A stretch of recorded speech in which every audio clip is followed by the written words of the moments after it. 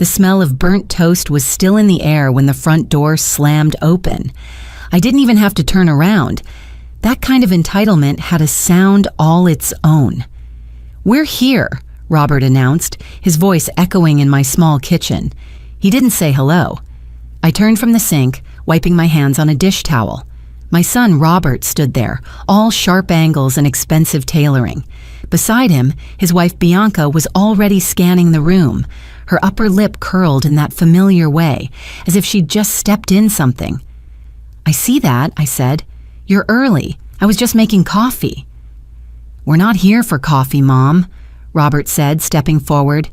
He was blocking the light from the window, casting a shadow over me. "We're here to talk about the property sale.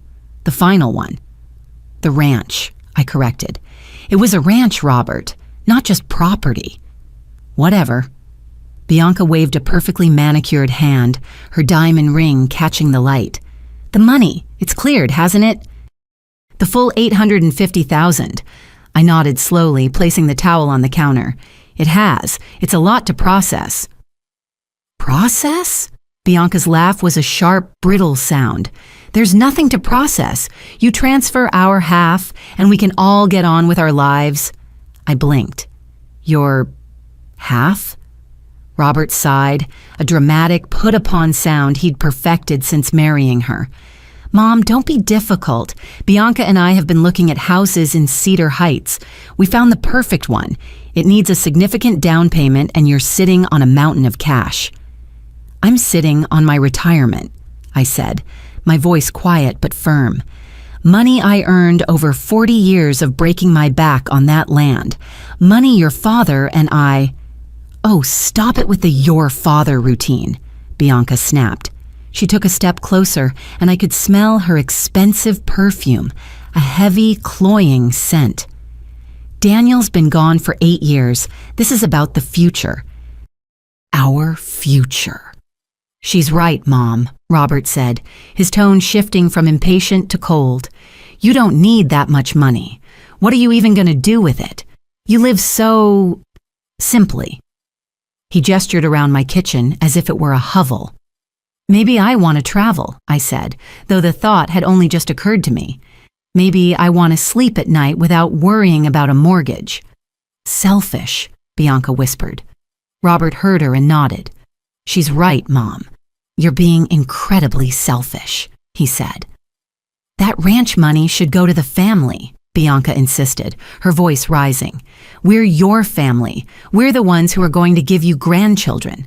We're the ones who'll be here." "I see," I said. "So this is a transaction. I give you money. You—" "What? Visit me at Christmas?" "You need to learn to share, Barbara." Bianca's voice was suddenly a shriek. She was done playing the part of the reasonable daughter-in-law. Her perfectly made-up face twisted into a mask of pure greed.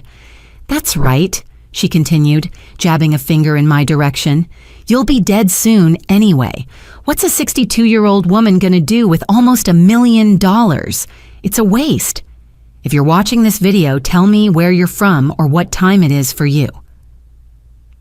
The words hung in the air, heavy and sharp as glass. "You'll be dead soon anyway." My own son's wife.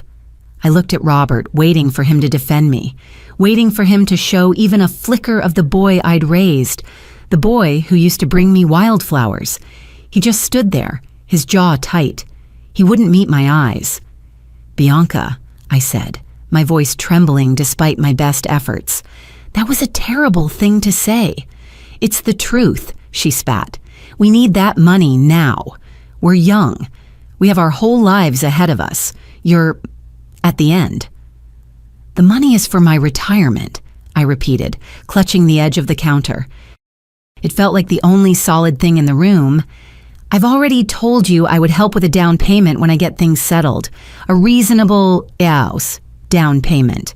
$50,000? $100? Robert scoffed, finally speaking. "We're not talking about a starter home, Mom. We're talking about Cedar Heights. We need $400,000. Minimum." "4." I couldn't even finish the word. "That's half, Robert. You're asking for half of everything I have." "It's what we deserve," Bianca shouted. "For putting up with this place, for putting up with your simple life all these years, for all the embarrassment." "Embarrassment?" "Yes," she cried. "My friends have homes, real homes. Their parents help them. My parents help my sister. All you do is hoard your money like some old dragon." "Maybe if you got a job," I said, the words slipping out before I could stop them, "you wouldn't have to rely on your friends' parents, or mine." The silence that followed was absolute. Bianca's face went white, then a splotchy, furious red. Robert, who had been clenching and unclenching his fists, finally looked at me. His eyes were cold and empty. I didn't recognize the man standing in front of me. "Don't you dare," he snarled. "Talk to my wife like that." He grabbed my shoulders and shook me so hard my teeth rattled in my head. "You don't talk to her. She's trying to start a family. She doesn't need your stress." "Robert, stop," I cried out, trying to push him away. "You're hurting me." "Good," he roared, his face inches from mine. "Maybe this will finally knock some sense into you, you selfish old woman." He drew back his arm. I saw it coming, but it felt like it was happening in slow motion. It was an abstract, impossible idea. My son, his fist, the one I used to hold in my hand when he was a baby, connected with my nose. There was a sound, a wet, sickening crunch that seemed to echo through the entire house. Pain exploded across my face, a blinding white light. I stumbled backward, crashing into the counter, the dish rack clattering to the floor. My hands flew to my face, and when I pulled them away, they were covered in blood, warm, sticky, and far too much of it. I looked up, my vision swimming. Through the haze of pain and tears, I saw Bianca. She wasn't shocked. She wasn't horrified. She was watching me bleed, a small, satisfied smile playing on her lips. "Now look what you made me do," Robert said, his voice hard. There was no remorse, just annoyance, as if I had inconvenienced him, as if I was the one who had broken something. I grabbed a white kitchen towel from the hook by the stove and pressed it to my face. The fabric was instantly soaked, the bright red spreading through the cotton like a stain in a nightmare. My nose throbbed, a deep, sickening ache that pulsed in time with my heart. My head felt light. But beneath the pain, something else was happening. My mind, which had been foggy with grief and indecision for months, suddenly felt sharp, crystal clear. The shock was gone, replaced by a cold, hard certainty. "You need to leave," I said. My voice was muffled by the towel, but it was steady. Bianca laughed. "Oh, we're not going anywhere, not until you get on that computer and transfer the money." "All of it," Robert added, crossing his arms. He was trying to look intimidating, but I could see his hand was shaking, the one he'd hit me with. "We know you have it," Bianca pressed, walking over to my small kitchen desk. "Sitting in your checking account like some kind of idiot. Who does that? Who leaves almost $1 million in a checking account?" She was right. I'd been too overwhelmed to move it, to even think about financial advisors or investments. I just wanted it somewhere I could see it. That vulnerability, that simple-mindedness she'd mocked, was what they were counting on. "I'll tell you what," Bianca said, her voice turning syrupy sweet. "You go to your computer, you make the transfer to our account, and we'll forget this little incident ever happened, and we'll even take you to the emergency room. Won't we, Rob?" "Yeah, Mom," Robert said, trying to sound reassuring. "It's for the best. You're old. You're alone. You don't know how to handle this kind of money. Let us manage it for you." "By stealing it?" I asked, lowering the towel. The blood was still pouring. "It's not stealing," Bianca shrieked. "It's family. Family shares. Family takes care of each other." I looked at them, really looked at them. The two people who were supposed to be my family, the man-child I had raised and the predator he had married. They didn't see a mother. They saw an obstacle, a bank vault they'd just tried to crack open with a fist. "You have 60 seconds, I said, my voice stronger now. I walked past them, trailing drops of blood on the linoleum floor, and reached for the old landline phone mounted on the kitchen wall. My cell phone was in my purse, but this was more visceral, more final. "What are you doing?" Robert asked, a flicker of panic in his voice. "I'm calling the police," I said. My fingers, slick with my own blood, fumbled with the buttons. "You wouldn't," Robert laughed, but it was a strained, nervous sound. "You wouldn't call the cops on your own son." I looked him dead in the eye, my thumb hovering over the last digit. "You're not my son, not anymore." I pressed the 1. Okay, Bianca shrieked, all pretense gone. She grabbed Robert's arm, yanking him toward the door. "Fine, we'll go, we're going." She turned back at the door, her face a mask of pure hatred. "But this isn't over, Barbara. You think you're so smart? That money belongs to this family. You can't keep it from us." "Watch me," I whispered. Robert didn't say another word.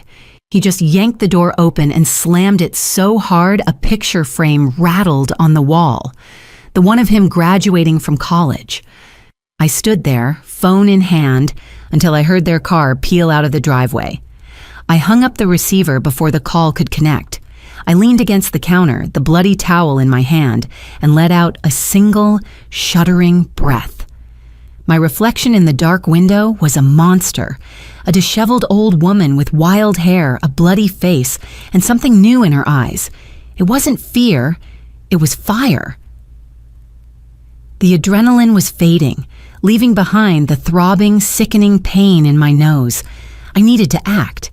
Bianca was right about one thing. Leaving that money in my checking account was idiotic. I stumbled to my desk in the corner of the kitchen, the one Bianca had just been rifling through. I sat down, my hands shaking so badly I could barely grip the mouse. Blood dripped onto the keyboard, little red spots on the white keys. "Come on, Barbara, focus," I muttered. I pulled up my bank's website. My plan was simple. Transfer the entire $850,000, all of it, into my old savings account. It wasn't perfect, but it was a different account. It would be a barrier, something to stop them from just taking it.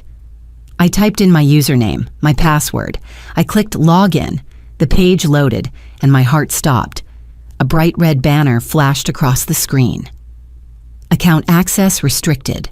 Your accounts have been temporarily frozen. Please contact our customer fraud department immediately. Reason: pending elder fraud and cognitive decline investigation." I read the words once, twice, a third time. They didn't make sense.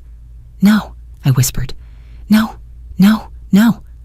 I clicked on my checking account summary. The balance was there, $853,412, but it was grayed out. I tried the transfer button. It was disabled. Pending elder fraud, cognitive decline, investigation.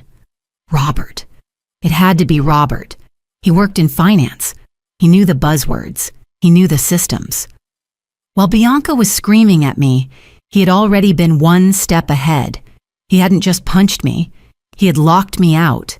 He'd filed a false claim, painting me as a senile old woman, incompetent, incapable of managing her own affairs. He had used his professional knowledge to sever my access to my own life savings.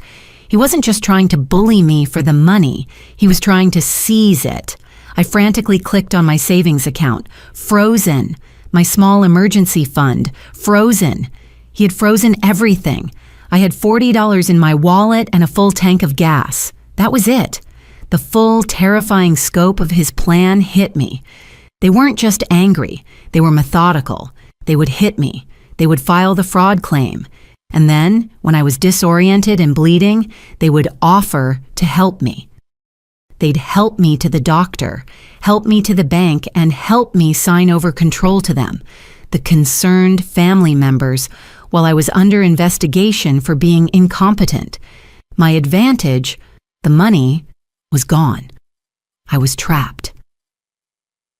Panic, cold and sharp, seized my throat.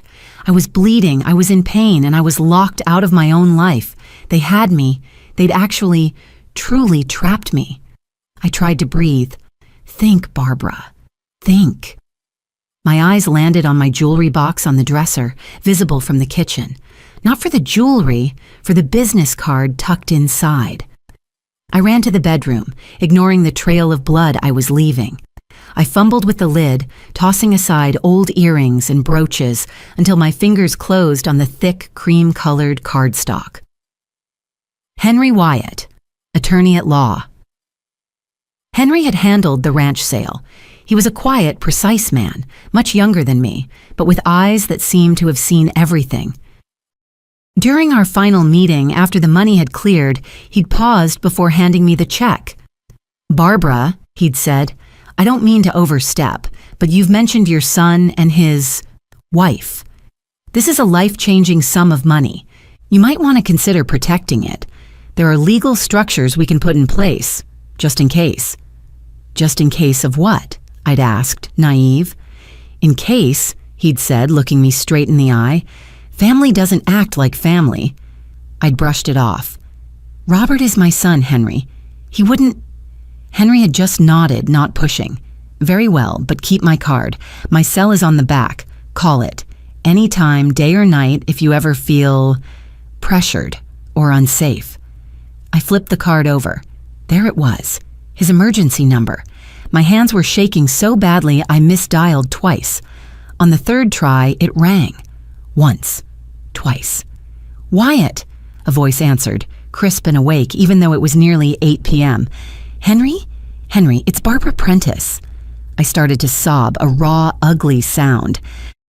The pain and the fear finally crashed over me. "Barbara, what's wrong? Are you hurt?" His voice was instantly sharp, all business. "He hit me," I choked out. "Robert, he broke my nose. There's blood everywhere." "Where is he now?" "He's gone. He and Bianca, they left. But Henry, that's not—" "He froze my accounts. I'm locked out. He filed some elder fraud thing. I can't access my money. I can't do anything." There was a pause, not of shock, but of calculation. I heard the distinct click, click, click of a keyboard. "Barbara, listen to me very carefully," Henry said, his voice a calm steel rod in the chaos. "First, are you in immediate danger? Are they coming back?" "I don't know. I don't think so. I threatened to call 911. "Good. Second, I need you to do 2 things. Can you do them?" "Yes," I said, trying to stop shaking. "First, drive to the nearest emergency room. Now, get that nose looked at. Tell the doctor exactly what happened. Tell them your son, Robert Prentice, assaulted you. Use his full name. Make sure they document it. Make sure they take photographs. This is critical, Barbara. Do you understand?" "Yes. Photos. Tell the doctor." "Second," Henry continued, "when you are finished at the ER, go home, lock your doors, and set your alarm for 6 a.m. I will be at your house at 6:30. We are going to the bank. Together." "But the account is frozen," I whispered, the hopelessness washing back. "Robert locked me out. He filed a claim, Barbara. He hasn't won. He's alerted the bank's bureaucracy. He's counting on you being too old, too scared, and too incompetent to fight back. He's not counting on me." "What are we going to do?" "We are going to walk into that bank tomorrow morning. You with your broken nose, me with my briefcase. And we are going to introduce them to the concept of consequences. Now go. Go to the hospital. I'll see you at 6:30 sharp." I hung up. I looked at the bloody towel in my hand. Then I grabbed my keys, my purse, and Henry's card. I drove myself to the hospital, the metallic taste of blood filling my mouth. The emergency room was a blur of fluorescent lights and forms on clipboards. I did exactly what Henry said. I told the triage nurse, "My son, Robert Prentice, punched me in the face." I told the doctor the same thing. "My son, Robert Prentice, broke my nose because I wouldn't give him my retirement money." They took pictures. They x-rayed my head. They set my nose, which was an agonizing, eye-watering procedure. The doctor, a young woman with kind eyes, gave me a pamphlet on domestic violence and elder abuse. You should file a police report, she said gently. I will, I promised, taking the pamphlet. I got home at 2 a.m. I didn't sleep. I sat in my armchair holding an ice pack to my face and watched the shadows move across the living room until the sun came up. At 6:30 a.m. on the dot, Henry Wyatt's modest sedan pulled into my driveway. He was out of the car before I could unlock the door, carrying a worn leather briefcase. He took one look at my face. The swelling was worse. 2 spectacular black eyes were blooming under the bandages. Good Lord, he said, not in sympathy, but in anger. That's our evidence. Let's go. We didn't talk on the drive. Henry seemed to be mentally rehearsing. He parked in a visitor spot and we walked into the main branch of my bank at 8:59 a.m., 1 minute before they officially opened. The security guard nodded at us. The tellers were chatting, pulling cash drawers. Then one of them saw me. Her smile froze. The chatter stopped. We walked straight to the branch manager's desk. A polished nameplate read, Pamela, branch manager. Can I help you? A young teller asked, intercepting us. We're not quite open. We're here to see the manager, Henry said, his voice pleasant but non-negotiable. Now. A woman in a sharp blue suit, Pamela, looked up from her computer, her expression annoyed at the interruption. I can help you in a moment, if you'll just take a seat. I am Barbara Prentice, I said, my voice hoarse. This is my attorney, Henry Wyatt. We are here to find out why my son has been allowed to lock me out of my life savings. Pamela's face changed. The annoyance vanished, replaced by a guarded professional mask. Mrs. Prentice, yes, I was briefed on your account this morning. The fraud alert. She stood up. Please come into my office. We followed her into a small glass room. She closed the door, but not the blinds. Everyone in the bank was staring. Mrs. Prentice, she began, folding her hands on her desk. A serious claim was filed against your account yesterday evening. A claim of potential elder fraud and, I'm quoting here, rapid cognitive decline and paranoia. That's a lie, I said. Our bank, she continued, ignoring me, has a duty to protect its clients, especially vulnerable clients. The claim filed by your son, Robert Prentice, who is also listed as a financial professional, states that you have been confused, delusional, and are at high risk of being exploited. She's being exploited, all right, Henry muttered. Therefore, Pamela said, her eyes on her screen, we have placed a temporary hold on all your accounts, pending a full investigation. We will need to schedule a competency hearing with our legal team and will require signed affidavits from a physician and... Is this, I interrupted, what cognitive decline looks like to you? I reached up, my hand shaking, and pulled the ice pack away from my face. I leaned forward into the light of her desk lamp. Pamela stopped talking. Her mouth fell open slightly. She stared at the swollen, purple and black mess of my face. She stared at the bandages. She stared at the dried blood I hadn't been able to wash out of my hair. My God, she whispered. What happened to you? What happened, Henry said, his voice like ice, is that her son, Robert Prentice, assaulted her when she refused to transfer him $400,000. He punched me, I said, my voice breaking. He broke my nose, and while I was bleeding on my kitchen floor, he was on his phone, filing this report against me as his alibi. He's not trying to protect me. He's trying to steal from me. Pamela stared at me for a long, silent moment.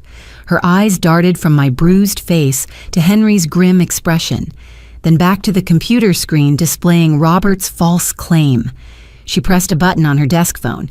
Jessica, she said, her voice tight, hold all my calls and bring me a new pot of coffee and 3 cups, now. She looked back at us. The professional mask was gone. She looked furious. That child, she spat, referring to my 33-year-old son. He's been in here before, with his wife, all smiles and slick suits, asking about asset management and inheritance protocols. I thought he was just an eager kid. He was casing the joint. So you understand, Henry said, leaning forward. My client is not incompetent. She is a victim of a violent felony, and her assailant has now used your bank's protection protocols as a weapon to finish the job. This is not just an assault, Henry continued. It's attempted financial theft, and your bank is currently an accessory. Pamela held up a hand. Mr. Wyatt, you don't need to threaten me. I see what's happening. The teller, Jessica, brought the coffee, her eyes wide as she glanced at my face. Pamela took the tray, dismissed her, and poured 3 cups. Here's the problem, Pamela said, sliding cups toward us. Robert did this by the book. He used all the right words. Fiduciary duty, vulnerable adult, undue influence. He's put a legal wall around that money. My hands are tied by a dozen different compliance rules. Then untie them, I said, my voice shaking. It's my money. I earned it. Pamela took a sip of coffee. The rules say I need to freeze the account and wait for a court order or a doctor's note. But the rules also assume the person filing the claim isn't the one who caused the confusion with a closed fist. She turned to her computer. She typed for a minute, her face grim. Robert Prentice filed his claim online at 7:48 p.m. yesterday, she said, reading. He cited erratic behavior and paranoia he'd just witnessed. That, I said, was 10 minutes after he broke my nose and I threatened to call the police. Pamela nodded, her lips a thin, hard line. Okay, I'm going to do something that could get me fired. But I sleep better at night when the right person wins. She picked up her phone and dialed. Get me legal. Now. Hi, Mark. It's Pamela at the main branch. I have a situation. No, it's not a situation. It's a crime. I am executing a manager's override code 12 on account 4409. Reason, malicious and fraudulent claim. Yes, malicious. I am in the room with the client who has been physically assaulted by the claimant. Yes, I'll hold. She covered the receiver and looked at Henry. You have that trust set up? The Patterson Family Trust, Henry said, sliding a document from his briefcase. Revocable, with Mrs. Prentice as sole trustee, ready to be funded. Good, Pamela said. She spoke back into the phone. Mark, I am looking at the victim. She is not incompetent. She is injured. I am overriding the hold. I am documenting that the claim filed by Robert Prentice is false, malicious, and directly related to a violent domestic dispute over the funds in question. Yes, I'll take full responsibility. Send the email. I'll sign it. She hung up the phone. Her fingers flew across the keyboard. The hold is lifted, she said. Mr. Wyatt, give me the trust's account number. He did. In 3 clicks, she transferred $853,000 from my checking account into the new ironclad trust account. My checking account balance now read $412. I let out a breath I felt like I'd been holding for 24 hours. It's done, Pamela said. He can't touch it. He can't even see it. As far as the system is concerned, that money just vanished. Thank you, I whispered, tears welling in my eyes. We're not done, Pamela said. She opened a new document and started typing. Mr. Wyatt, you're the lawyer. I'm just a bank manager, but I'm guessing a notarized affidavit from me right now would be useful? Henry's face broke into a rare, thin smile. Miss Pamela, I could kiss you. Don't, she said, not looking up from her typing. Just make him pay. She typed for 5 minutes straight. She documented the time of Robert's claim, the language he used, the time of our meeting, her official physical observation of my broken nose, severe facial bruising, and clear signs of physical trauma, and my lucid, coherent, and distressed state. She concluded that, in her professional opinion, Robert's fraud claim was a bad faith, malicious act intended to seize control of his mother's assets following a violent confrontation. She printed 2 copies, buzzed her teller, Jessica, in. Jessica, you're a notary, correct? Yes, ma'am. Witness my signature and stamp this. Jessica's hand was shaking as she stamped the paper. Pamela handed one copy to Henry, who slipped it into his briefcase as if it were a bar of gold. She handed the other to me. "Do not lose this," she said. "And Mrs. Prentice, go to the police. File the report. Today." "I will," I said, clutching the paper. "I'm going there right now." I left the bank feeling like I could breathe for the first time in a day. The pain in my nose was still a roaring fire, but the panic in my chest had subsided to a cold, hard ember. Henry dropped me at the police station. I walked in, affidavit in hand, and sat down with a young officer named Samantha. I told her everything. The demand, the punch, the words Bianca had said, the fraudulent bank claim. I showed her my face. She took my statement, her expression growing harder with every word I said. "Ma'am," she said, "this is felony elder abuse and attempted theft. We can go arrest him right now." A year ago, I would have said no. I would have tried to protect Robert, but the woman who'd been punched in her own kitchen was gone. "Not yet," I said. "He thinks he's in control. He thinks I'm a senile old woman. I want him to keep thinking that. For now, I just want this documented. I want the report number." Officer Samantha nodded, understanding.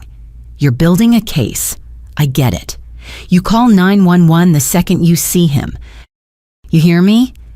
I left the station with a police report number and a small, vicious sense of satisfaction. I went home. I double-locked the doors, and I waited. The house was quiet, but it felt different. It was my fortress now, not my prison. That evening, around 7 p.m., I picked up my phone. I knew I had to do it. They were arrogant, but they weren't stupid. They would be checking the bank account. They would see the fraud alert they'd created. They were probably wondering why I hadn't come crawling to them, begging for help. It was time to set the hook. I dialed Robert's number. It went straight to voicemail. Of course. He was screening my calls. I called Bianca's phone. She picked up on the first ring. "What?" she snapped. "Bianca, it's Barbara," I said. I pitched my voice low, shaky. I let a little cry into it. "Oh," her voice changed instantly. "Barbara, how are you feeling?" I could almost hear the smirk. I'm not good," I whispered. "My nose. I think it's broken, and I'm so confused. I went to the bank, Bianca. I went online. My accounts, they're frozen. I can't even buy groceries." I let her savor it. "Oh, you poor thing," she cooed, her voice dripping with fake sympathy. "That's awful. Robert was so worried about you. He said you were not yourself. He's the one who called the bank to protect you." He did?" I said, playing the part of the confused, grateful fool. I didn't know." "Of course, silly," she laughed. "Someone has to look out for you. We were just so scared someone would take advantage of you. You're all alone."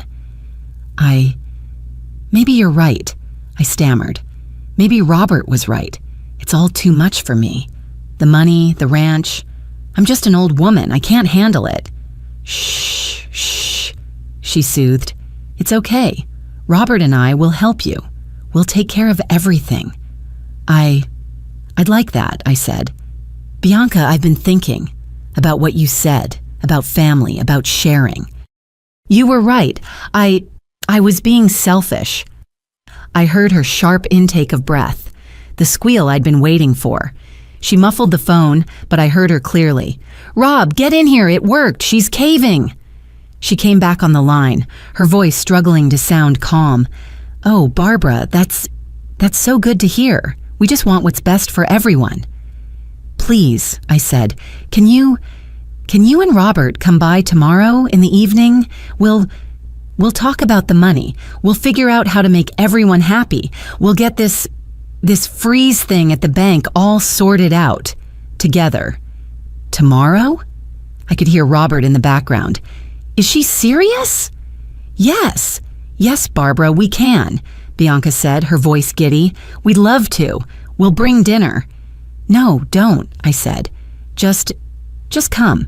7 o'clock. We'll We'll fix this. We'll be there, she chirped. Don't you worry about a thing. I hung up the phone. I sat in my dark living room, the ice pack pressed to my face. They thought they'd won. They thought the punch had worked. They thought their little bank scheme had brought me to my knees. They were walking into a trap, and I was the one holding the spring.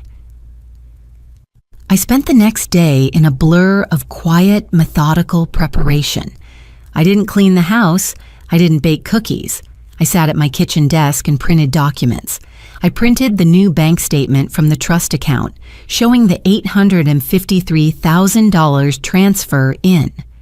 I printed the statement from my checking account, showing the new balance, $412.31. I placed these, along with Henry's card, in a simple manila envelope. I put the police report and Pamela's affidavit in a separate envelope and hid it in my bedroom. At 6:45 p.m., I made myself a cup of tea. My face was a mess of purple and yellow. I didn't bother to cover it with makeup. I wanted them to see. At 7:09 p.m. on the dot, their car pulled into the driveway. It was a new-looking BMW, probably leased. I watched them get out. Bianca was wearing a bright red dress, as if for a party. She was carrying a bottle of champagne. Robert was in a pressed shirt, his I'm a finance professional uniform. They were smiling, giddy. They knocked. I let them wait. I counted to 30, took a sip of my tea, and then walked slowly to the door. I opened it. Robert's smile wavered when he saw my face.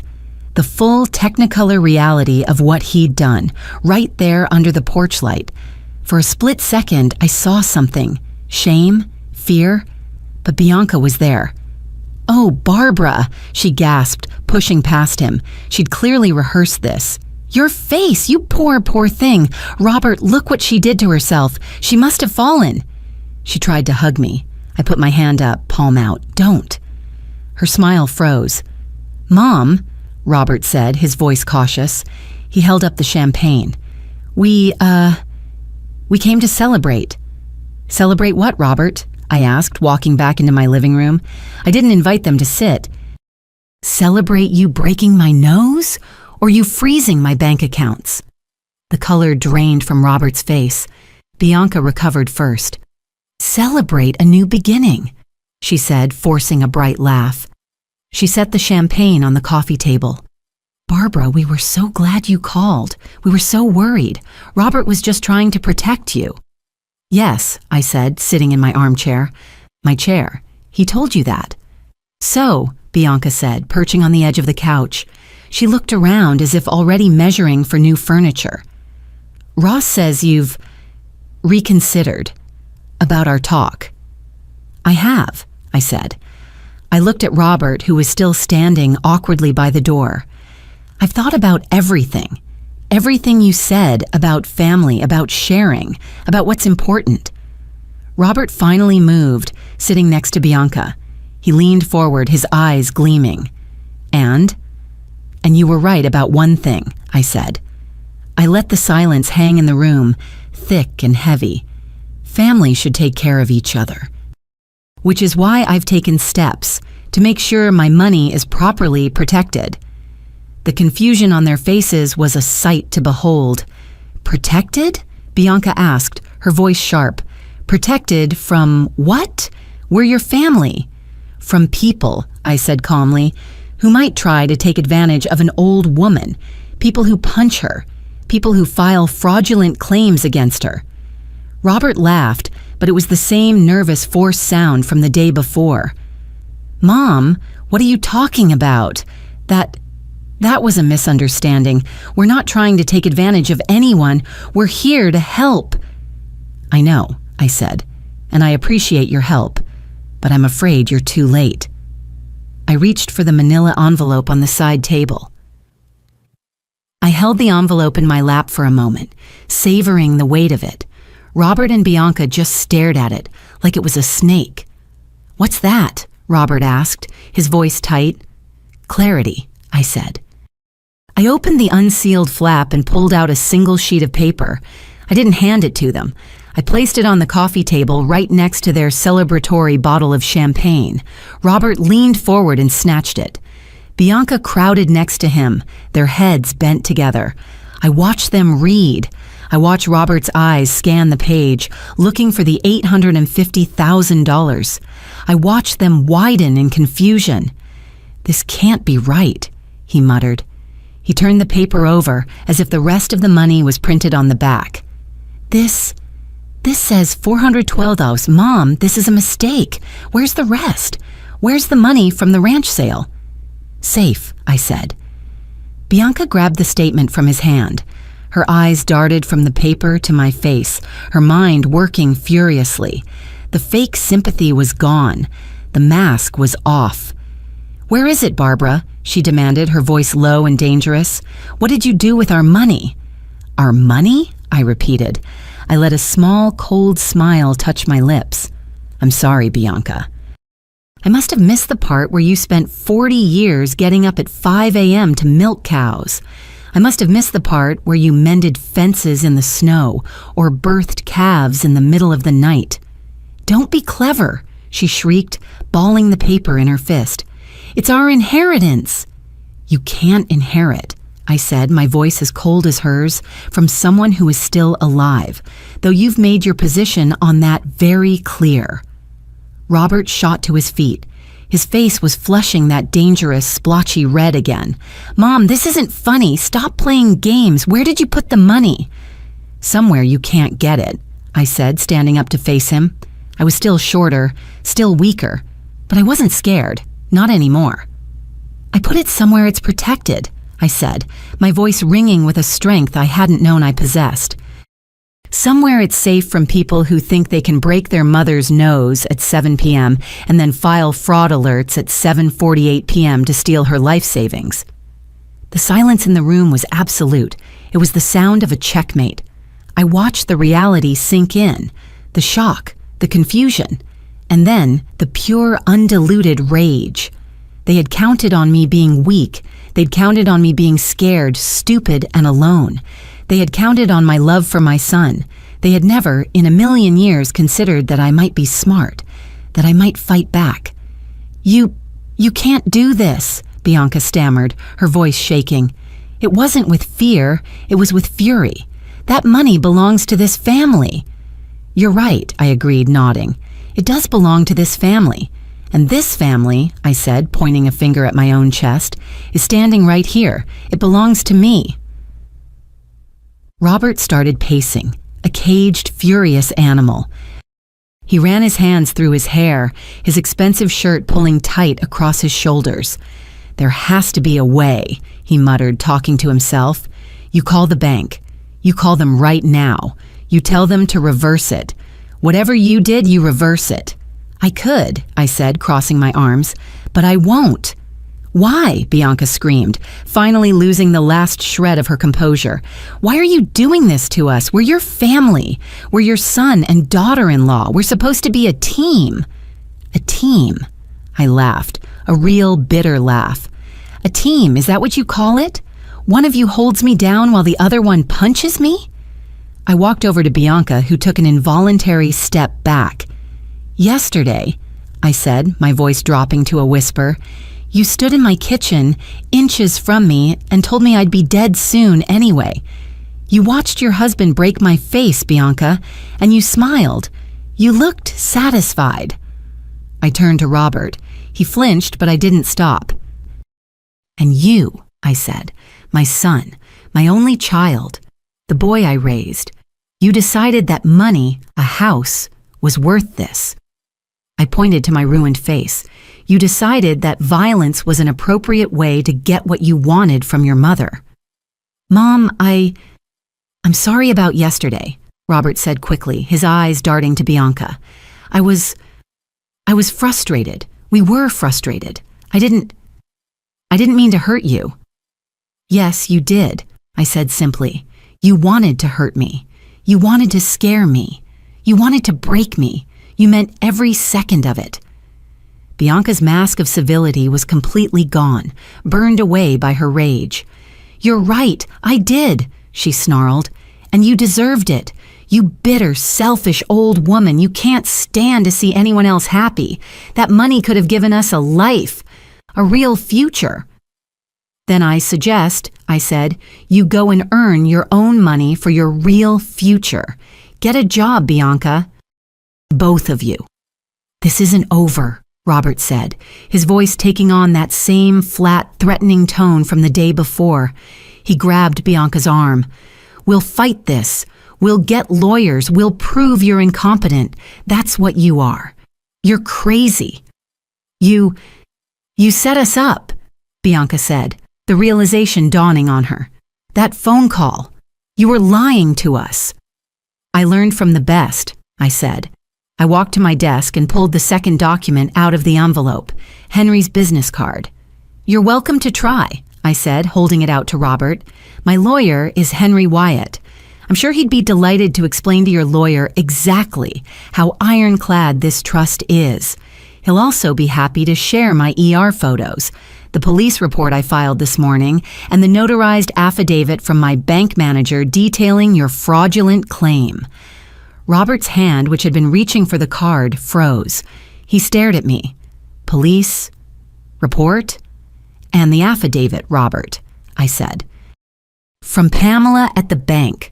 The one detailing the malicious false claim you filed 10 minutes after you assaulted me. I believe that's a federal crime, isn't it? You work in finance. You should know. He looked like I'd just punched him.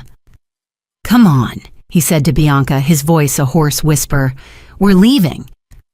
Good idea, I said, walking them to the front door.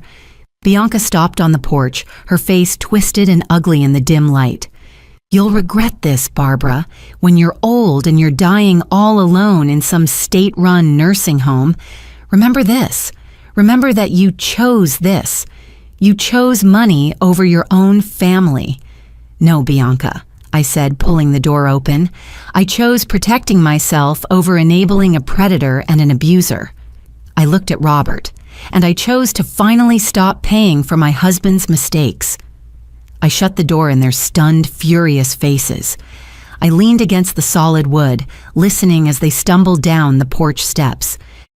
I heard a car door slam, the engine roar, and the squeal of tires as they sped away. I double-locked the bolt. I was alone, in my quiet house. And for the first time in 3 years, my house felt peaceful. I was safe.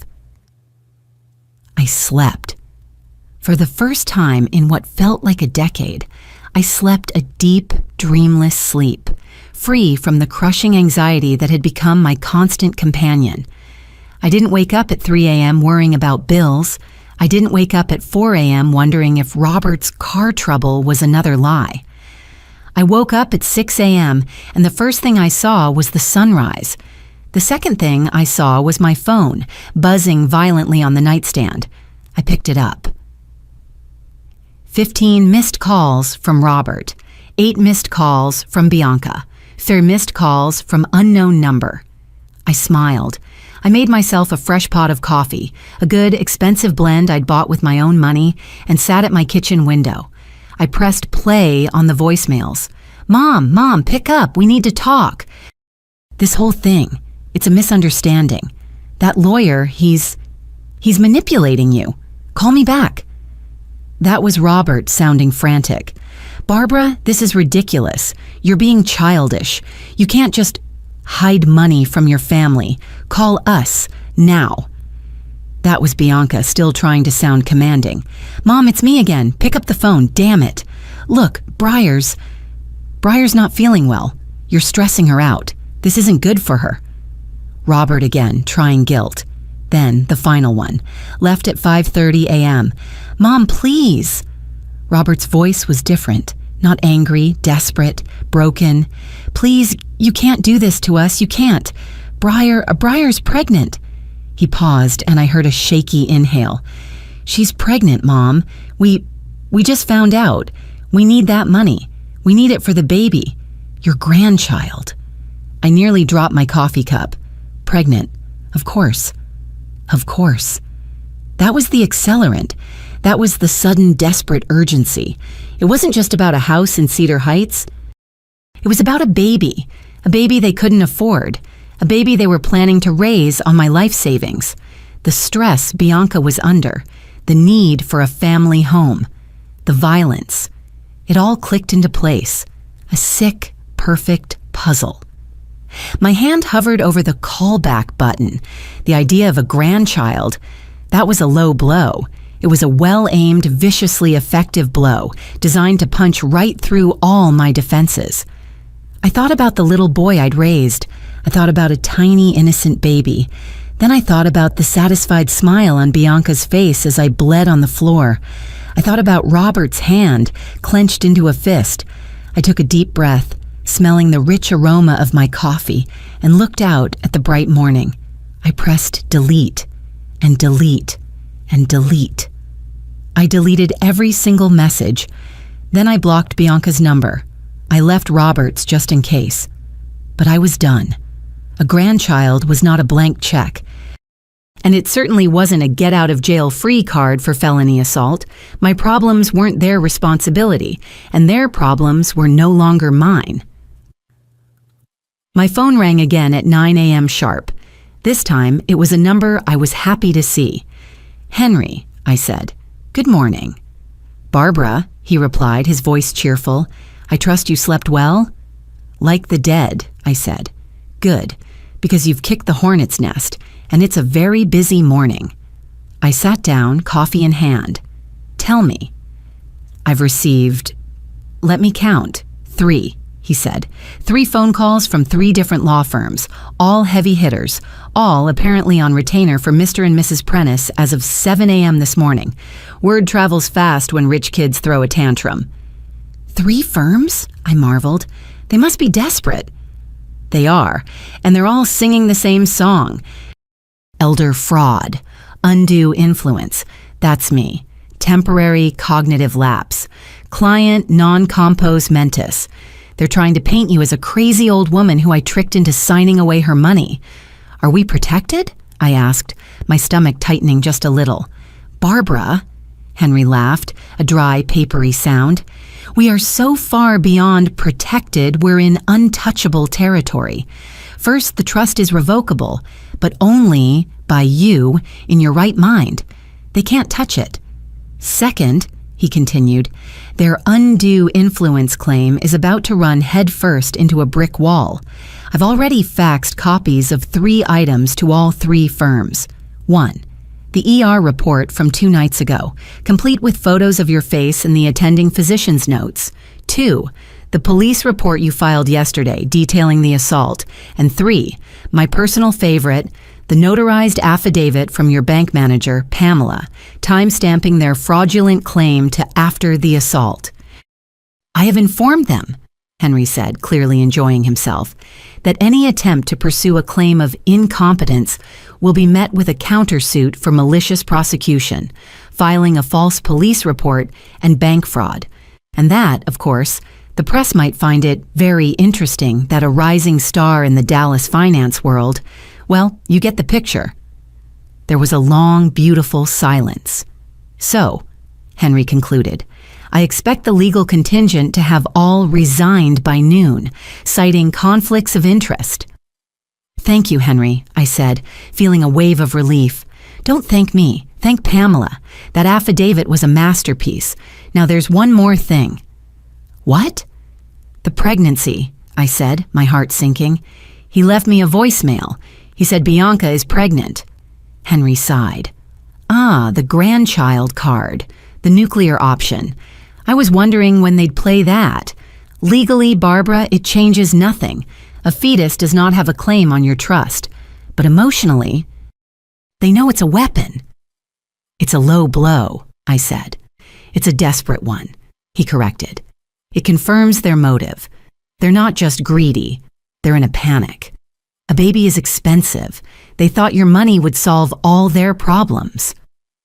Their problems aren't my responsibility, I said, the words feeling more real, more true, every time I said them. No, they're not, Henry agreed. But Barbara, be prepared. People do desperate things when they feel cornered. They've lost the legal fight. They might try other avenues. Make sure your doors are locked. After I hung up, I drove to the hardware store. I bought new, heavy-duty deadbolts for all my doors.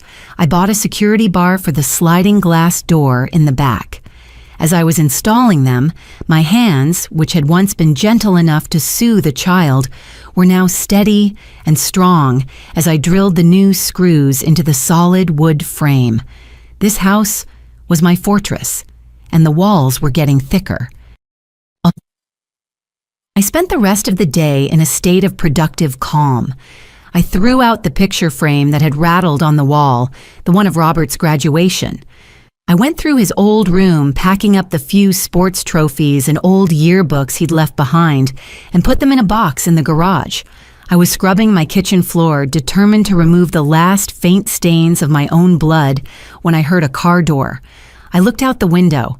Robert's BMW was in my driveway. He was sitting on my front porch, his head in his hands. My heart hammered in my chest. "Make sure your doors are locked," Henry had said. They were. I had the new deadbolt engaged. I watched him for a minute. He wasn't yelling. He wasn't pounding on the door. He just sat. He looked terrible. His hair was a mess. His expensive shirt was rumpled as if he'd slept in it. His eyes were red-rimmed. He looked up as I approached the window. He stood, and I saw a flicker of the little boy he'd been, the one who'd run to me when he was hurt. "Mom," he said, his voice muffled through the glass. "Mom, please. I've been waiting for 2 hours." I didn't open the door. I spoke through it. "You need to leave, Robert. You're not welcome here. Please, just 5 minutes. I'll stay on the porch. You can talk through the door. 5 minutes and I'll go. I swear." Against my better judgment, I unfastened the deadbolt, but I left the chain on. I opened the door the 4 inches the chain would allow. We stared at each other through the gap, me in my fortress, him on the outside. "I'm listening," I said. "You have 5 minutes. I know I messed up," he stammered, his hands twisting in front of him. "Mom, I know. What I did, hitting you, it was wrong. It was monstrous. I'm sorry. I'm so sorry. I haven't slept. I look at my hand and I can't believe I did that." He did look genuinely remorseful, but I'd seen this before. The tears, the apologies, they always came right before he asked for something. "I accept your apology, Robert," I said. "Now leave." "Bianca's pregnant," he said quickly, as if afraid I'd shut the door. "It's true, 3 months along. We just found out last week, and that's why we've been so stressed. We can't raise a baby in that tiny apartment, Mom. It's not safe." "Congratulations," I said, my voice flat. "I'm sure you'll figure it out." "Mom, please," he begged, and now the real reason was coming. "We need your help. Just a little. Not all of it. I'm not asking for that. Just enough for a down payment. 50,000, just 50. That's nothing compared to what you have for your grandchild." There it was. "I don't have anything, Robert," I said. "You, of all people, should know that. That money is in a trust. It's locked away. I can't access it even if I wanted to." This was a small lie. I could access it, but only for my own needs and with Henry's approval. Robert didn't need to know that. "There has to be a way," he insisted, his voice rising. "You're the trustee. You can call the lawyer. Tell him you changed your mind. Tell him it's for your grandchild." "I haven't changed my mind," I said. The remorse on Robert's face vanished, like a light switching off. His face started to turn that familiar, dangerous shade of red. "You're really going to do it?" he hissed, stepping closer to the door. "You're really gonna let your own grandchild grow up in poverty just because you're angry at me?" "Your child won't grow up in poverty, Robert," I said, my hand on the deadbolt. "Not unless you choose that for them. You have a 6-figure job. Bianca can get a job. People raise children on far less every single day without assaulting their parents for money. It's not that simple," he yelled, his hand hitting the door frame. The chain rattled. "Bianca can't work. She's sick. She has morning sickness all day. The doctor says she needs to avoid stress. Stress, I repeated. Like the stress of watching her husband punch his mother in the face. She seemed to handle that just fine. You're doing this to punish me. I am doing this to protect myself, I corrected. There's a difference. We've been waiting, he said, his voice dropping to a desperate whisper. Waiting for the right time, the right circumstances. You thought you could depend on my money, I finished. You thought you could plan your entire life, including a child, around an inheritance from a mother who isn't even dead yet. He opened his mouth to deny it, then closed it again. We both knew it was the truth. This isn't just about me, he tried one last time. It's about an innocent baby. Are you really going to punish a child for what we did? I'm not punishing anyone, Robert, I said, my patience gone. I'm protecting my assets from people who think they are entitled to take them by force. That's it. Your 5 minutes are up. Mom, wait, what if we pay you back? A loan, we'll sign papers, we'll set up a payment plan. I looked at him, truly looked at him, the slick-haired, desperate man on my porch. Robert, 2 days ago, you broke my nose because I wouldn't give you my money. Today, you're standing on my porch trying to negotiate a loan? Do you not see the problem here? I see that you're my mother, he cried, his voice cracking, and I need your help. And I see, I replied, that you're a grown man who thinks he can abuse his mother and then ask her for favors. I started to close the door. It won't happen again, he yelled. I swear, things just got heated. You're right, I said, looking him in the eye through the tiny gap. It won't happen again, because you won't have access to me. And you will never have access to my money. I slammed the door. I shot the deadbolt. I latched the chain. I leaned against the door as he pounded on it, yelling, Mom, please, don't do this. I didn't move until I heard his car squeal out of the driveway again. I walked to the kitchen and called Henry. He's not going to give up, I said. He just offered to take a loan. Bulletproof, Barbara. Henry's voice was soothing. The trust is bulletproof. Even if they somehow convinced a judge you were incompetent, which given our evidence they can't, the money would go to the charity beneficiaries we named, not to them. He gets nothing. Ever. I hung up. The pounding on the door had been terrifying, but I was safe. The fortress had held.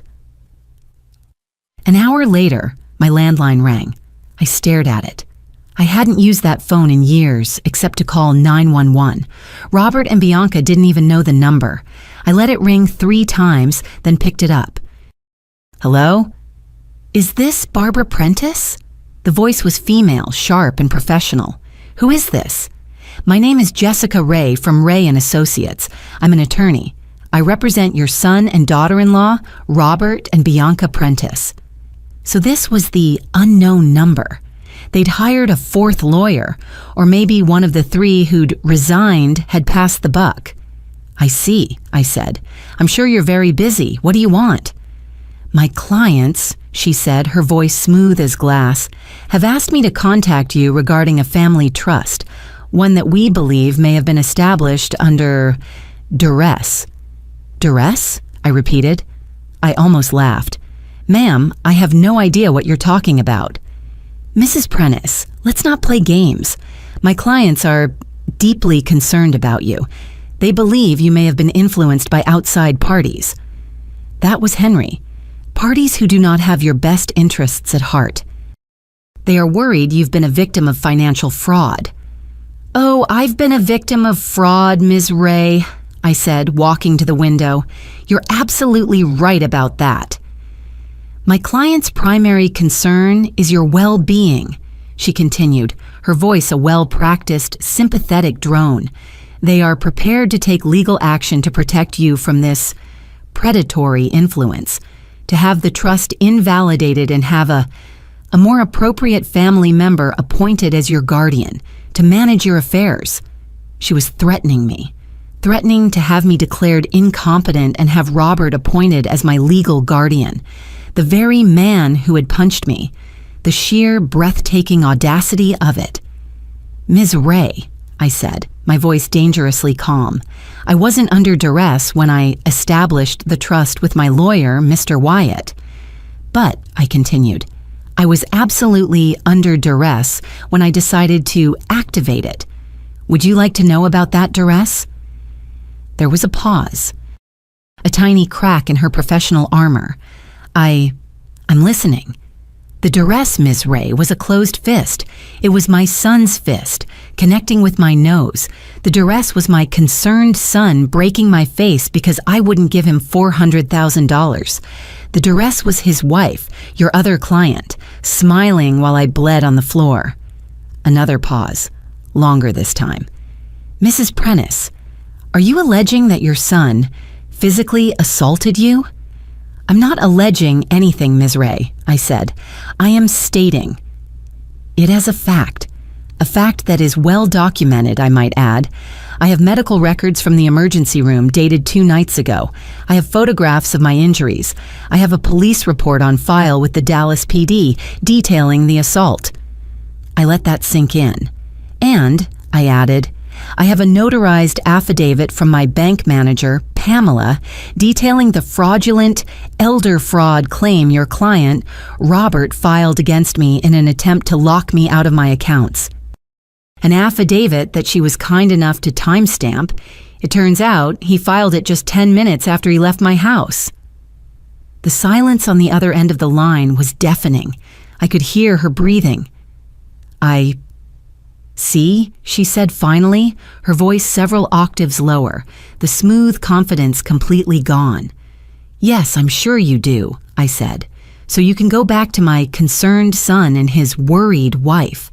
You can tell them that I have all my documentation, and you can tell them that if I ever hear the word guardian or incompetent from them or any lawyer again, I will not only file for a restraining order, I will press felony assault charges.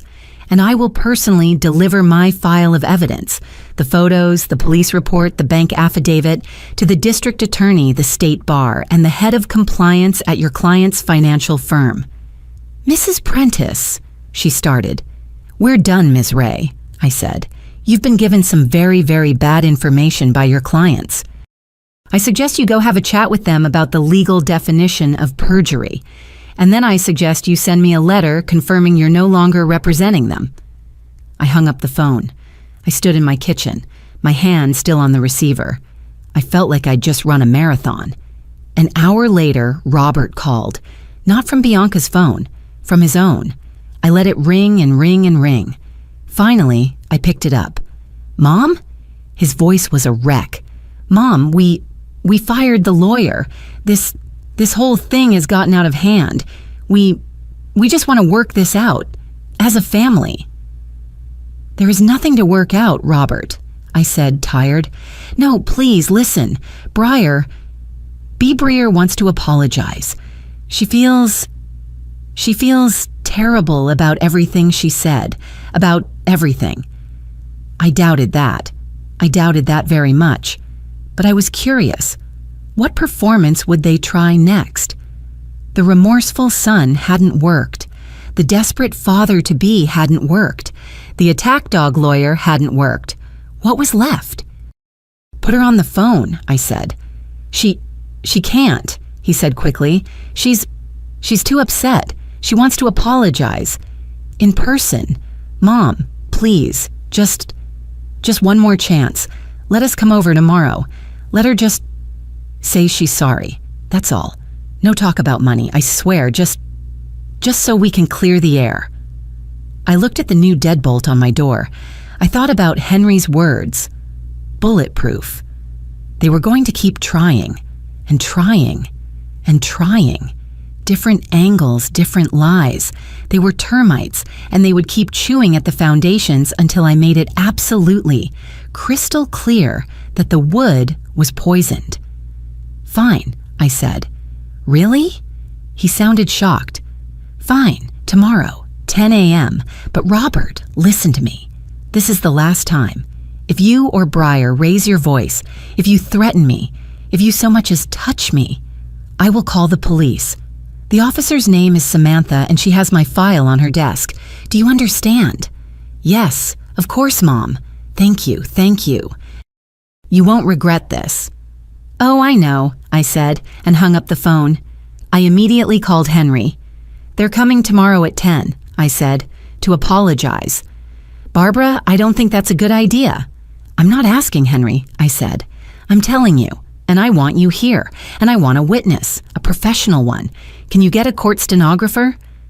There was a pause. Then I heard Henry's thin, dry laugh. Barbara Prentice, he said, you are a very dangerous woman. I'm learning, I said. The next morning, I was up at 7. I made coffee, I showered, I put on a simple blue dress, and I took the bandages off my nose. I wanted them to see the bruised, swollen reality of what they'd done. No ice packs, no camouflage, just the truth. At 9:30 a.m., Henry arrived. With him was a quiet, unassuming woman with gray hair and sharp, intelligent eyes. Barbara, this is Martha, Henry said. She's the best court stenographer in Dallas. It's a pleasure, Mrs. Prentice, Martha said, her voice soft. I'll be in the kitchen, Henry said. With Martha. The door will be open. We'll hear everything. Martha's machine is silent. Thank you, Henry, I said. Not at all, he said. This is the most fun I've had all year. Martha set up her small machine on my kitchen counter. Henry poured himself a cup of my coffee. I sat in my armchair and waited. At 10 a.m. on the dot, their car pulled up. I watched from the window. Robert got out wearing a suit. He looked like he was going to a funeral. Bianca was a work of art. She was dressed in a modest navy blue dress that went below the knee. She wore flats, not her usual stilettos. Her hair was pulled back in a simple, modest ponytail, and her face was pale, her eyes cast down. She looked like a repentant nun. She was even clutching her hands in front of her. A good actress, a very good actress. I opened the door before they could knock. Hello, Robert. Bianca. Mom, Robert said, his voice low. Thank you. Thank you so much for agreeing to see us. Bianca didn't look at me. She just sort of glided past me into the living room, her head bowed. Barbara, she said, her voice a near whisper. She turned, and I saw she'd managed to make her eyes look red, as if she'd been crying all night. I owe you a huge apology. She clasped her hands together. The things I said the other day, they were terrible, unforgivable. I'm so ashamed of myself. She glanced at Robert, who nodded, encouraging her. The stress, she said, placing a hand on her stomach, of the pregnancy. It's been affecting my judgment, but that's no excuse. It's no excuse for how I treated you, and I will spend the rest of my life trying to make it up to you. It was a good performance.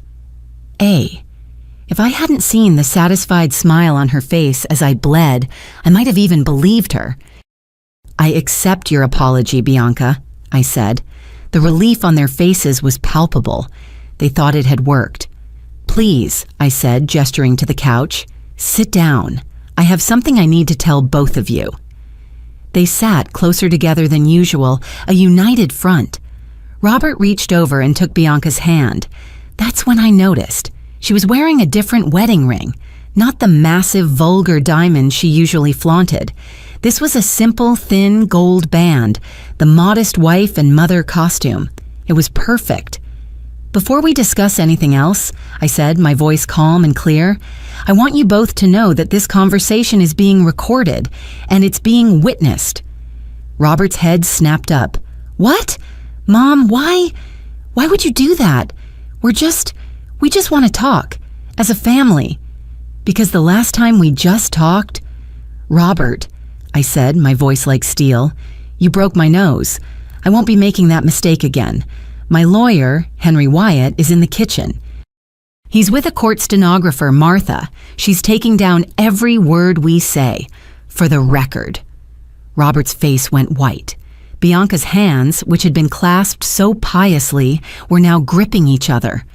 We understand, Bianca said, her voice shaking just a little. We just want you to know how sorry we are, and to see if there's any way we can work together as a family.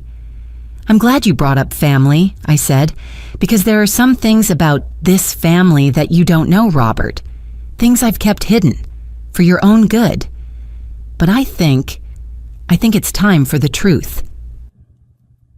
I stood up and walked to the bookshelf, the one Bianca had ignored, filled with dusty, simple things. I pulled out a thick, leather-bound photo album. It was heavy. I'd never shown this one to Robert. It was mine. I set it on the coffee table between us. The sound was a heavy, definitive thud. "Robert," I asked, looking him in the eye, "what do you remember about your father's death?" He frowned, looking from the album to my face. "What? Mom, what does this have to do with anything? He had a heart attack in the kitchen. You've told me that story 100 times." "I've told you part of the story," I said. "The part I thought a 25-year-old could handle. The part I thought was kind. But you're not 25 anymore, and I'm done being kind." I opened the album. It wasn't photos, not at first. It was paperwork, hospital records, police reports. "Your father didn't just have a heart attack, Robert," I said, my voice flat. "He had a heart attack during a fight, a terrible fight. A fight we were having because I had finally worked up the courage to leave him." Robert stared at the documents, his face a mask of confusion. "Leave? Leave Dad? Why? Why would you were happy." "Were we?" I said. I turned the page. Bianca gasped, a sharp, audible intake of air. Robert just stared. The photographs were old, faded, but the images were sharp. Me with a black eye so swollen I could barely see. Me with a split lip. Me in a sleeveless dress with dark, ugly bruises in the shape of fingerprints all over my arms. Pictures my sister had taken. Pictures she'd begged me to take to the police. Pictures I'd hidden away because I was too ashamed to look at them. Too ashamed to admit that the man I'd married, the father of my child, was a monster. "Because your father," I said, my voice shaking, "was violent, Robert. He was a drunk, and he was violent. He had been for years." The room was dead silent. The only sound was the faint, almost imperceptible click, click, click from the kitchen as Martha's fingers flew across her keys. Robert picked up one of the photographs with a trembling hand, the one of my split lip. This can't be real," he whispered. You told me you fell. You fell down the stairs." "I fell a lot, Robert," I said quietly. "Every time he got passed over for a promotion, every time his favorite team lost, every time I didn't have dinner on the table at exactly 6. Your father used his fists to solve his problems, and I spent 15 years making excuses for him, protecting him, protecting you from him." I turned to another page, a police report, dated 6 months before Daniel's death. "I finally called them," I said. "After he put me in the hospital with 3 broken ribs, I was going to press charges. I was going to file for divorce. I was going to take you, and we were going to disappear. I had the papers drawn up. And then," I said, "he had his heart attack, in the middle of us screaming. He clutched his chest and fell right on the kitchen floor. And just like that, it was over." I looked at Robert. And everyone said what a tragedy it was, what a good man he'd been, and everyone told me how I should be grateful for the time we had, and they told me it would be cruel to speak ill of the dead. So I didn't. I buried him, and I buried this. "Why?" Robert's voice was a choked whisper. "Why didn't you ever tell me?" "Because you were grieving," I said. "You were 25. You loved your father. I didn't want to destroy your memories of him. I thought protecting you from the truth was the right thing to do, the loving thing to do." I turned to face both of them, my eyes hard. But watching you two, these past few years, watching the way you circle, the way you demand, the way you think you're entitled to what I've worked for, it's made me realize something. Robert, I said, you've become exactly like your father. He jerked back as if I'd slapped him. That's not true. Isn't it? I asked. You use intimidation to get what you want. You think violence is an acceptable tool when someone doesn't do what you want them to do. You, my son, have learned to see me not as your mother, not as a person, but as something that exists to serve your needs, an obstacle, or a bank. Barbara, that's not fair, Bianca spoke up, her voice regaining some of its strength. Robert is nothing, like that monster you're describing. He broke my nose, Bianca, I said, 3 days ago, because I wouldn't give him money. How is that different? How is that different from what his father used to do? She had no answer. But wait, I said, I'm not finished. I flipped to the final section of the album. This part wasn't photos. It was bank statements, loan agreements, overdue notices. Here's something else you don't know, Robert. After your father died, I didn't just struggle because the ranch wasn't profitable. I struggled because your father, the man you admired, the good man, had gambled away nearly everything we owned. Robert's eyes, already wide with shock, widened further. The ranch was mortgaged to the hilt, not once but 3 times. I had credit card debt in the tens of thousands, debt I didn't even know existed. He had cards in his name I'd never seen. The life insurance barely covered the funeral expenses and the cost of his tombstone. Robert stared at the financial records, at the bright red past due stamps. But you always said Dad was good with money, he whispered. You said he was the smart one. I lied, I said. I lied to protect you. I lied to protect his memory. Your father was terrible with money. He spent everything we had and more. Poker games, horse racing, bad investments. When he died, I didn't inherit a ranch. I inherited $68,000 in debt and a foreclosure notice. I pulled out one last document, a loan agreement. This, I said, is a loan I signed 6 months after your father's death for $50,000 from your great-uncle Walter. Uncle Walter? Robert said, confused. He helped us? Uncle Walter saved us, I corrected. He saved this family, and I spent the next 8 years, Robert, paying him back. Every single penny, with interest. I pointed at him. While you were at college in Dallas, while you were getting your fancy finance degree, while you were building your career, I was working 18-hour days. I was selling off equipment. I was skipping meals. I was working myself into the ground to pay off your father's debts and keep a roof over our heads. The roof you just took for granted. The room was silent. Even the click, click, click from the kitchen seemed to have stopped. Robert looked like he was going to be sick. He put his head in his hands. I never knew, he said, his voice muffled. I never knew. Because I never told you, I said.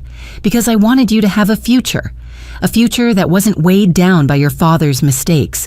Because I loved you, Robert. I loved you enough to sacrifice everything, my health, my safety, my pride, so that you could have a clean start. I closed the album. The thud was final. But here's what I've finally realized, I said. All those sacrifices, all that work I did to protect you, you've learned to take it for granted. You've learned to expect it. And when I finally, for the first time in my life, said no, when I finally decided to keep something for myself, you responded. Exactly like your father would have. Robert didn't move. He just sat there, his head in his hands, his shoulders shaking. Bianca, however, was shifting on the couch. I could see the wheels turning. The apologies were done. The sympathy act was over. This was a problem to be solved. "Barbara," she said, her voice careful, Robert was just frustrated. He didn't mean to hurt you. It was a mistake." "David never meant to hurt me either," I shot back. "That's what he said every time." "I'm sorry, baby. I didn't mean it. It's just the stress." He said it after he broke my ribs. He said it after he gave me a black eye. He said it over and over and over. "He never meant to hurt me," I said, my voice rising, "but he did it anyway, because he was a bully, because he was a coward, and because he believed deep down that his needs, his wants, his frustrations were more important than my safety." I stared at Bianca. "Sound familiar?" I stood up and walked to the window, looking out at the yard I had mowed, the fence I had painted, the life I had built, twice. "The money," I said, more to myself than to them, "the $850,000 from selling this ranch. It isn't just a retirement fund. It's not just money. It's my freedom. It's the first time in my entire adult life that I have enough money to feel secure, to feel safe. I don't have to worry about the power being turned off. I don't have to worry about a medical bill bankrupting me. I don't have to depend on anyone else for my survival." I turned back to face them. They were staring at me. Robert had finally looked up. His face was pale, streaked with tears. Bianca's was hard, calculating. "And you," I said, my voice quiet but shaking with 40 years of rage. "You too, you want me to give that security away. You want me to hand over my freedom so you can buy a house you can't afford, so you can raise a child you are clearly not prepared to support, so you can—" "What? Live in Cedar Heights?" Robert's voice was barely a whisper. "Mom, I had no idea about any of this." "Now you do," I said. "The question is, Robert, what are you going to do with this information?" He looked at Bianca. Then he looked back at me. His face was a raw, open wound of confusion and shame. I don't know," he whispered. I need time. I need to process all of this." "Take all the time you need," I said, "but understand this. Both of you. The trust I established. It isn't just about protecting my money from you. It's about protecting myself. It's about protecting myself from people who think they can use guilt or manipulation or violence to control me." I walked to the front door. I opened it. The morning air was cool and fresh. "I think this conversation," I said, "is over." Robert stood up slowly like an old man. He looked stunned, hollowed out. He walked toward the door, his eyes never leaving my face. Bianca followed him. Her mask of repentance was gone. Her mask of calculation was gone. All that was left was a pure, unfiltered frustration. The frustration of a predator who has been outsmarted and is still hungry. As they reached the door, she made one last desperate lunge. "Belinda," she said, not Barbara. "Belinda." Her voice was sharp. "What about the baby? What about your grandchild?" I looked at her. I looked at this woman who had faked tears, faked modesty, and was now trying to use an unborn child as her final weapon. I looked at her for a long, silent moment. "Bianca," I said, "if you truly, truly want what's best for your baby, you'll teach them that they can't have everything they want just because they want it.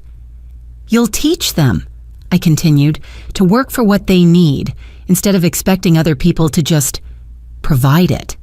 You'll teach them that family isn't a word you use to justify theft. And you," I said, my eyes boring into hers, "will make damn sure that they never, ever learn that violence is an acceptable way to solve their problems." Her face went slack. She had nothing left. No more lies, no more weapons. Robert just pushed past her out the door and stumbled down the porch steps. He didn't look back. Bianca gave me one last look. It wasn't hatred. It was simple. It was the look of an animal that had just lost its prey. She turned and followed her husband. I watched them get into their expensive car.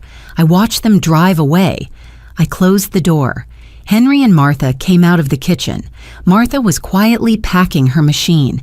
Henry was holding his coffee cup. How do you feel?" Henry asked, his voice gentle.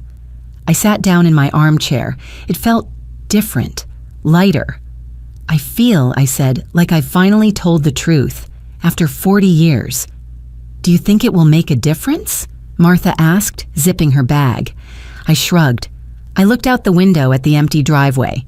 Maybe, maybe not, but at least now he knows. He knows who his father really was. He knows who I really am. Whatever he chooses to do with that, that's on him now. Henry gathered his papers. "Barbara," he said, "I want you to know, what you did, it was entirely appropriate. You have every right to protect your assets and yourself." "I know," I said, and I smiled.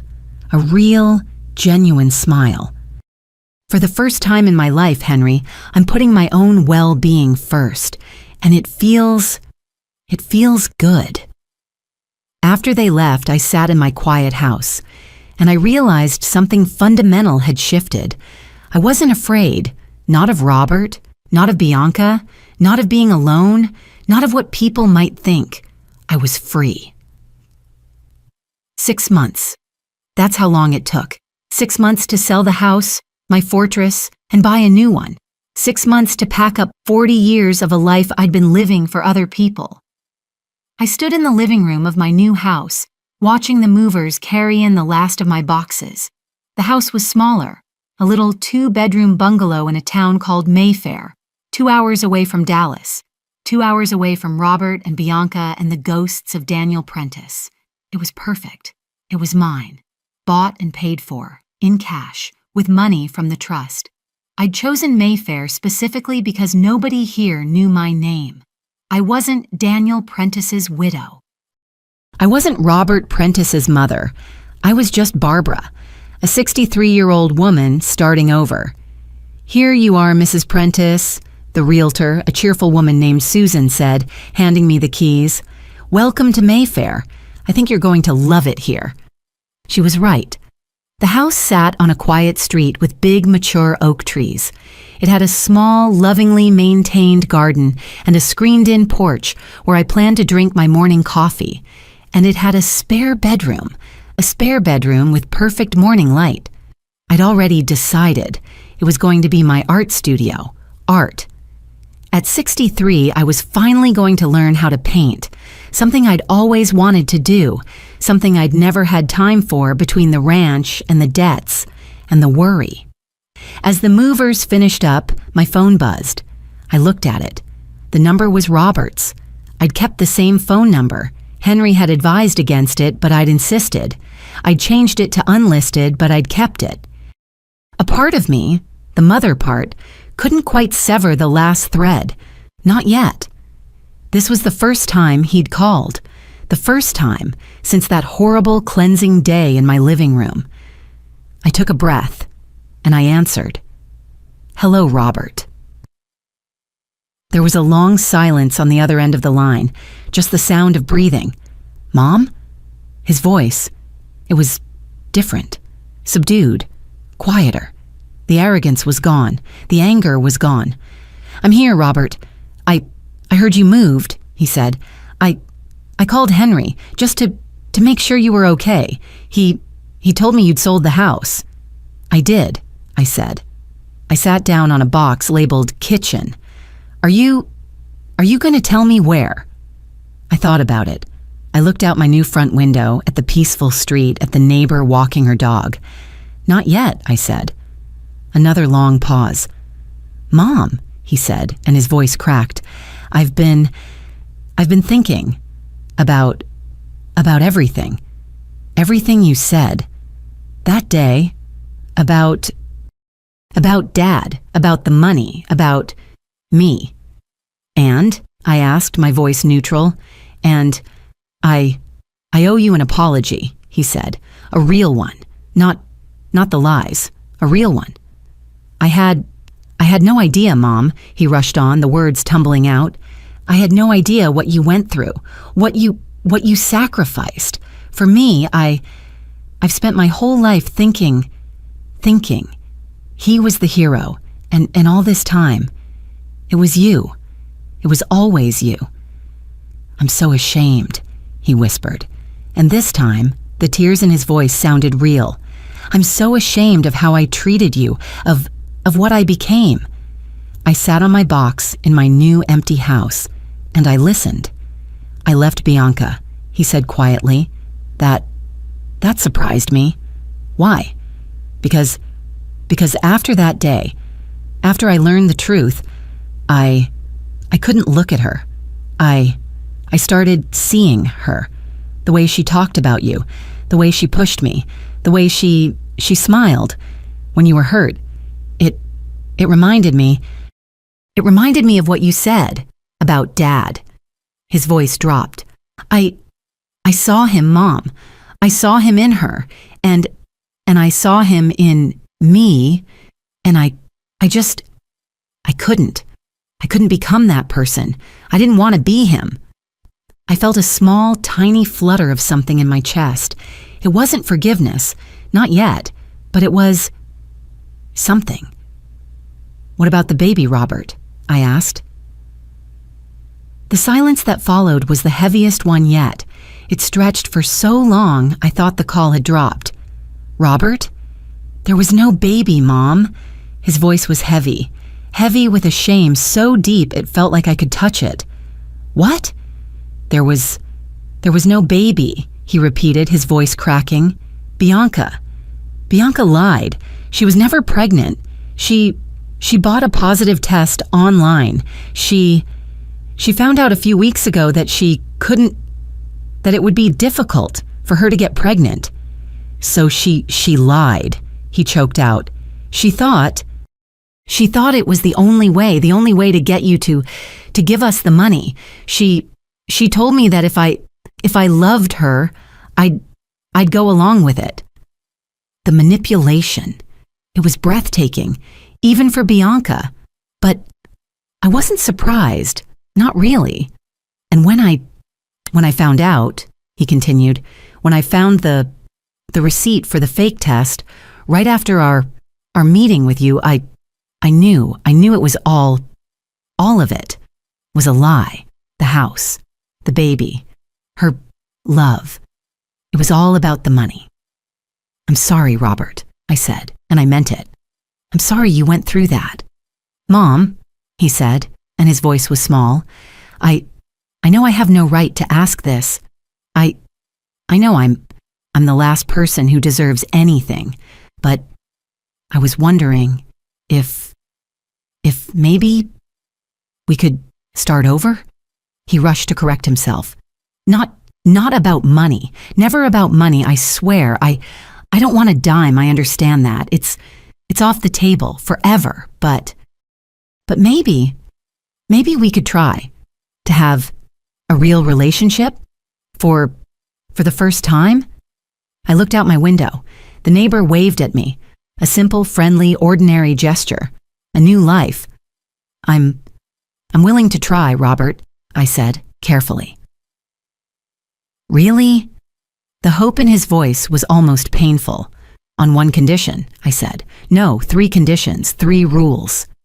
Anything, Mom, he said. Anything. What are they? First, I said, you are right. You will never ask me for money again. Not for a house, not for a car, not for an emergency, not for anything. If you are in financial trouble, you will go to a bank, like everyone else. You will never, ever come to me. Is that clear? Yes, he said immediately. Yes, crystal clear. I'm selling the BMW. I'm moving into a smaller apartment. I'm learning to budget. Good, I said. Second, you will never, ever threaten me again. You will never intimidate me. You will never raise your voice to me. If we are having a discussion and you feel yourself getting angry, you will hang up the phone or you will walk away. We will only talk. Calmly, respectfully, or we won't talk at all. I understand, he said. I'm seeing someone, Mom, a therapist, to work on the anger, the stuff with Dad. I promise. That man, the one who hurt you, he's not coming back. I took a deep breath. Third, you will accept that I am going to live my life the way I want to live it. I am done. I am done sacrificing my happiness for other people's expectations. I am done being the fixer. I am done being the bank. I am going to be happy. And you're going to have to be okay with that. Mom, he said, and for the first time in years, he sounded like the little boy who used to bring me wildflowers. I want you to be happy. I want you to have the life you deserve. The one we almost took from you. We talked for another 20 minutes. He was seeing a therapist. He was selling his car. He was moving. He sounded different, humbled, smaller, more thoughtful. It would take time, a long, long time, to rebuild the trust that he had not just broken, but shattered into a million pieces. But for the first time, I felt like I was talking to my son, not to Bianca's husband, not to Daniel's son, but to my son. I have to go, Robert, I said finally. The movers are done. Okay, he said. Okay, I love you, Mom. I love you too, Robert, I said, and I hung up. I walked through my new empty house. I planned where the furniture would go, the comfy chair by the window, the small table for my dining room, the art studio. The art studio would go in the back bedroom, with an easel by the window.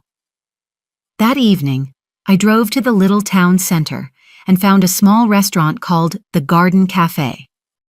I sat at a table for one. New in town? The waitress, a woman about my age with a kind smile, asked as she poured my water. Just moved in today, I said.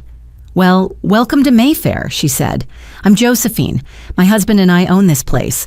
You'll love it here. It's quiet. I'm Barbara, I said. Quiet is exactly what I'm looking for. Are you retired? She asked. Newly retired, I said, and looking forward to having time for hobbies. Oh, you must check out the community center, Josephine suggested. They have art classes, book clubs, gardening. It's a great way to meet people. The idea of meeting new people, it didn't fill me with dread. I wasn't worried about what they'd want from me or how they'd judge me. I was just a woman, starting a new chapter. After dinner, I drove home and sat on my new porch swing, watching the sun set behind the big oak trees. My phone was quiet. No demands, no emergencies, no guilt trips.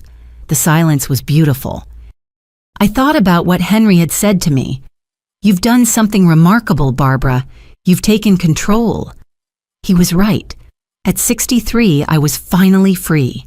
Free from the ranch. Free from the debt. Free from the fear. And free from the guilt. The guilt that had defined my whole life. The guilt about Daniel's violence. The guilt about Robert's disappointments. I had spent my life believing that being a good mother meant sacrifice, that it meant putting everyone else first. But I'd learned that sometimes the most loving thing you can do is say no. The most loving thing you can do is refuse to enable someone's worst behavior. I'd learned that sometimes the kindest thing you can do for yourself is to walk away. My phone buzzed, a text message from Susan, the realtor.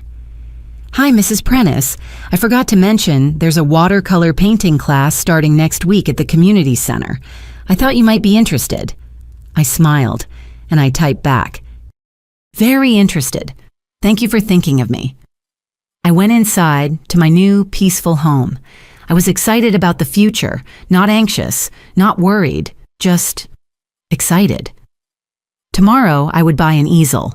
Next week, I would take my first painting class.